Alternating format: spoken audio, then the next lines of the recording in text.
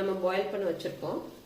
So இதுக்கப்புறம் இது வந்து நம்ம எப்படி பிளாஸ்டிக் சீவ்ல நம்ம வடிகட்ட போறோங்கிறத பார்க்க போறோம். ஸோ பிளாஸ்டிக் வந்து ஹாட்டா அப்படியே இந்த டீயை நம்ம பிளாஸ்டிக் சீவ்ல ஊத்துனோம் அப்படின்னா என்ன ஆகும் அப்படின்னா இந்த பிளாஸ்டிக் வந்து டிசால்வ் ஆகி வரும்.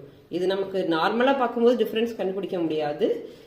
ஸோ இதில் வந்து மைக்ரோ பிளாஸ்டிக், நானோ பிளாஸ்டிக்னு இருக்கு. ஸோ அந்த லெவலில் மைக்ரோ நானோ லெவல்ஸில் பிளாஸ்டிக் மாலிகுல்ஸ் வந்து டிசால்வ் ஆகி வரும்.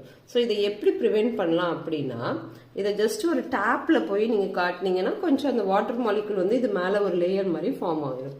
டேப்ல லேசாக காமிச்சிங்கன்னா கொஞ்சம் வாட்டர் மாலிகுல் அது மேலே ஒரு லேயர் மாதிரி ஃபார்ம் ஆகிடும். டீயை ட்ரான்ஸ்ஃபர் பண்ண போகிறோம். ஸோ இப்படி ட்ரான்ஸ்ஃபர் பண்ணுறதுனால என்ன லாபம் அப்படின்னா இந்த ஹாட் டீ வந்து கீழே பாஸ் ஆகிற நேரத்தில் நமக்கு அந்த மைக்ரோ பிளாஸ்டிக்கோட இருக்கக்கூடிய கான்டாக்ட் வந்து டியூரேஷன் கம்மியாகும்.